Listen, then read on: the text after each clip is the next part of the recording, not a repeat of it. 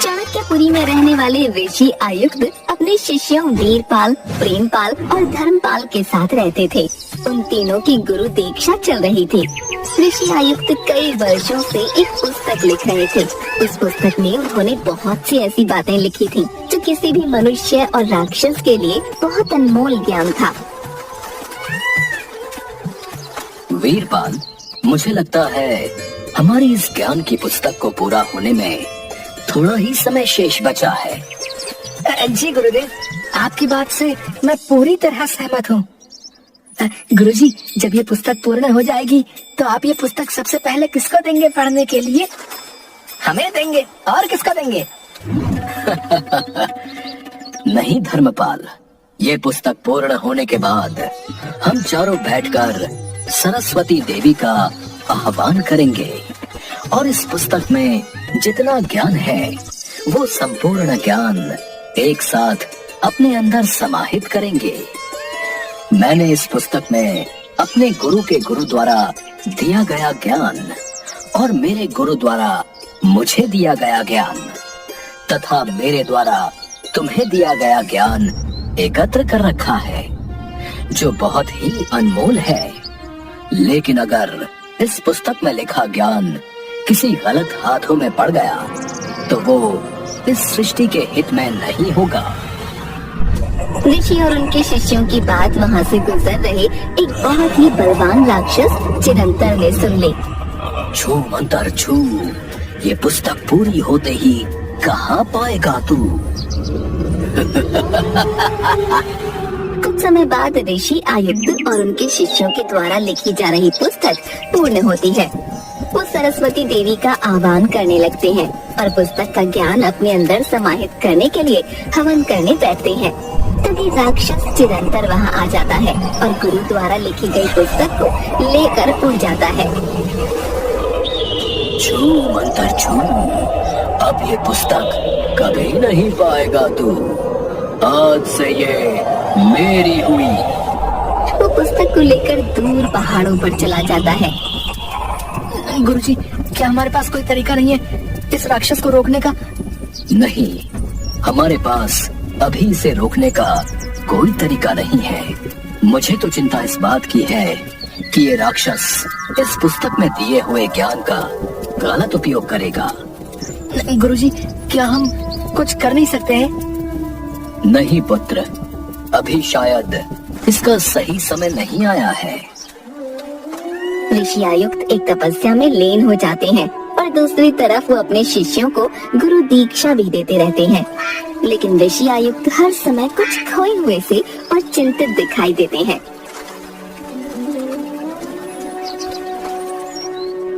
प्रेमपाल, जब से वो राक्षस चिरंतर पुस्तक ले गया है तब से गुरुजी हमेशा खोए खोए से रहते हैं और भोजन भी ठीक से नहीं करते।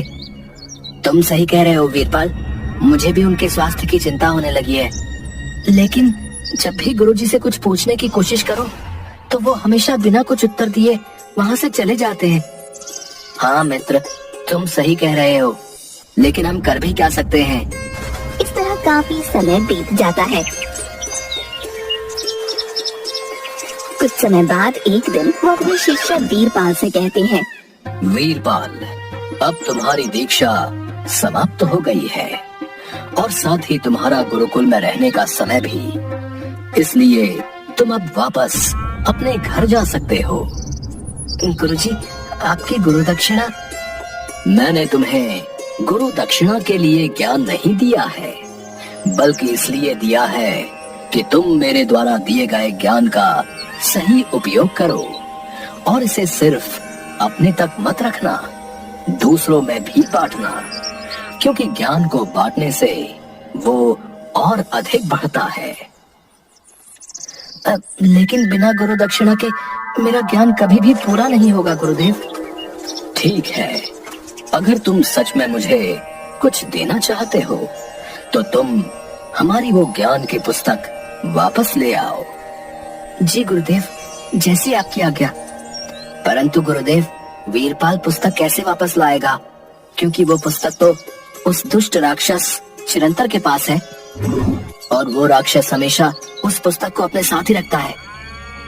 चाहे जो भी हो जाए, लेकिन मुझे गुरुजी को गुरु दक्षिणा तो देनी ही है, और उन्होंने मुझसे गुरु दक्षिणा में वो ज्ञान की पुस्तक मांगी है, इसलिए मैं जाऊंगा उस पुस्तक को लेने। ठीक है वीरपाल, वो राक्षस चिरंतर हिमालय पर रहता है, तुम्हें उसके पास जाना होगा। तुम हमारा अश्व वायु अपने साथ ले जाओ, लंबे सफर में ये तुम्हारी सहायता करेगा। जी गुरुदेव, जैसी आपकी आज्ञा। ये 3 मोती भी अपने पास रखो, ये कोई साधारण मोती नहीं है। उस राक्षस से पुस्तक वापस लाने में अगर किसी पल तुम्हें ऐसा लगे कि तुम कुछ नहीं कर सकते, तो तुम इसमें से एक मोती का प्रयोग करना। वीरपाल गुरु को प्रणाम करके और अपने गुरु मित्रों से विदा लेकर वायु अश्व पर सवार होकर हिमालय पर्वत की ओर निकल पड़ता है।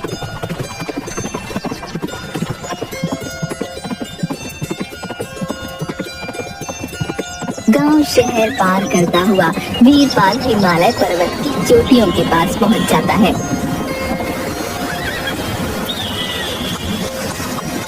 और वहां अपने घोड़े वायु को छोड़कर पैदल ही आगे का रास्ता तय करता है। चलते चलते आखिरकार उसे राक्षस चिरंतर का घर दिखता है, जो एक बड़े राक्षस के मुंह के आकार का होता है।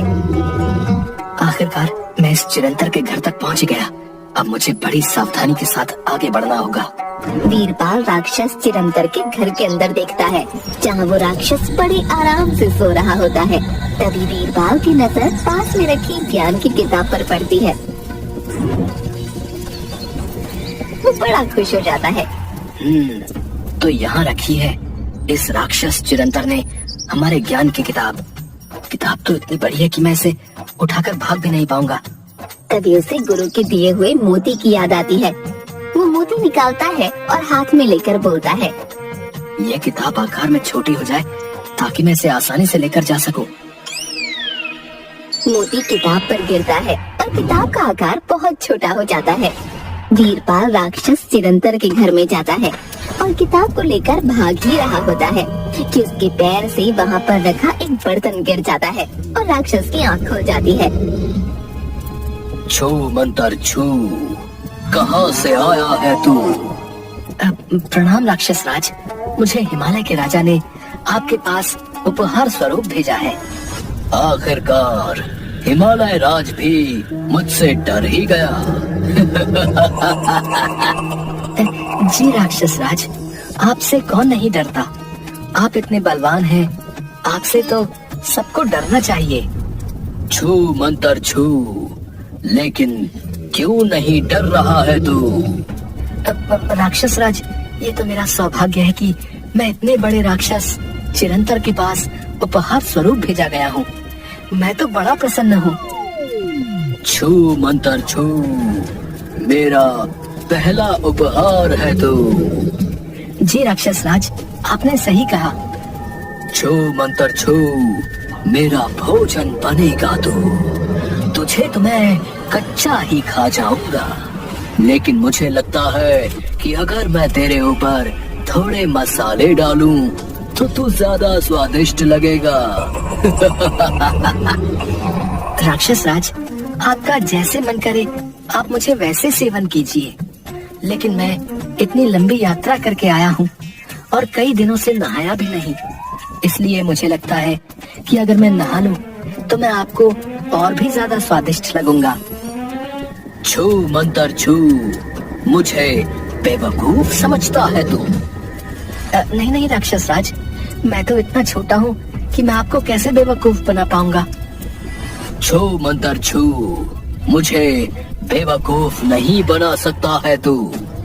मैं तुझे एक रस्सी से बांध देता हूँ और तू बाहर बह रही नदी में जाकर नहा ले। तब तक मैं मसाला तैयार करता हूँ। राक्षस चिरंतर वीरपाल की कमर में एक बड़ी सी रस्सी बांध देता है। छू मंतर छू, अब नदी में जाकर नहा ले तू।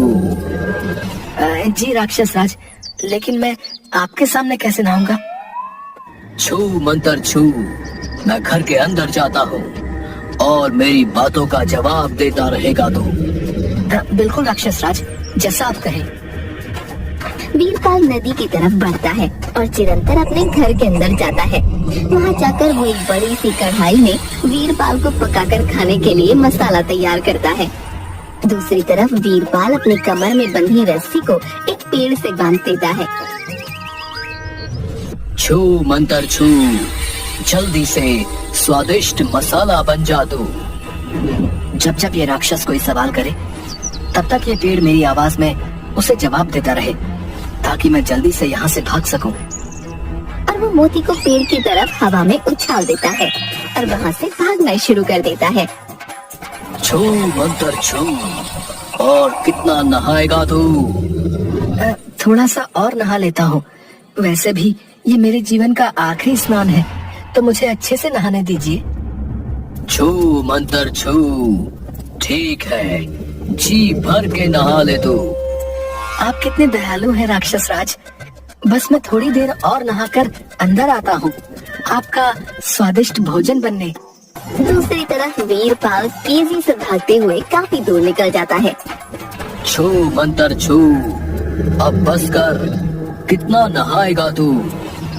बस राक्षस राज, थोड़ी देर और। थोड़ी देर करते हुए काफी देर हो जाता है। छू मंत्र छू, अब और नहीं नहाएगा तू? जैसे आपकी आज्ञा राक्षस राज, अभी आता हूँ। छू मंत्र छू, कहाँ है तू? यहाँ हूँ मैं। छू मंत्र छू, मुझे नहीं दिख रहा है तू।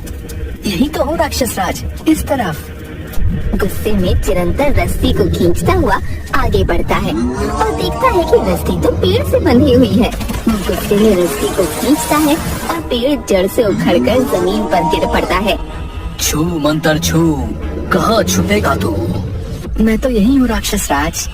चिरंतर वीरपाल को पकड़ने जाता है और थोड़ी ही देर में वीरपाल के पास पहुँच जाता है। वीरपाल उसे देखते ही पहाड़ों की झाड़ी में छुप जाता है और आखिर मोती हाथ में लेता है।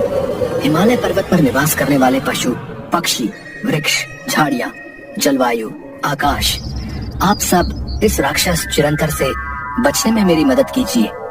जब तक मैं यहाँ से भाग न जाऊँ, तब तक आप इसे यहीं पर रोक कर रखिए। राक्षस चिरंतर हवा में उड़ता हुआ वीरपाल को ढूंढ रहा होता है कि तभी वहाँ बर्फीली आंधी शुरू हो जाती है। छू मंत्र छू, दिखाई नहीं दे रहा है तू? इस बर्फ की आंधी को भी अभी आना था। मुझे अपने घर वापस भागना होगा। राक्षस चिरंतर आगे नहीं जा पाता और अपने घर वापस लौट जाता है। वीरपाल वहाँ से निकलकर वायु के पास पहुँचता है और उस पर सवार होकर तेजी से आश्रम की ओर निकल पड़ता है।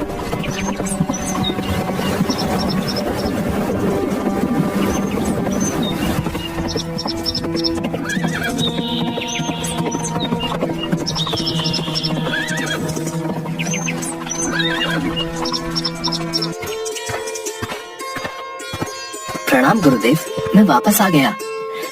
वीरपाल, मेरे शिष्य, तुम वापस आ गए। तुम्हें देखकर मुझे बहुत प्रसन्नता हो रही है कि तुम बिल्कुल ठीक हो। जी गुरुदेव, मैं ठीक भी हूँ और ज्ञान की पुस्तक भी वापस ले आया। ये देखिए। मुझे तुम पर गर्व है पुत्र वीरपाल। लेकिन एक मुश्किल है गुरुदेव, ये पुस्तक अपने आकार से बहुत छोटी हो गई है, क्योंकि मैंने इसे यहाँ लाने के लिए आपके दिए हुए मोती का प्रयोग करके इसके आकार को छोटा किया। परंतु अब मेरे पास कोई मोती शेष नहीं बचा है जिससे मैं इस पुस्तक को फिर से उसके आकार का कर सकूं।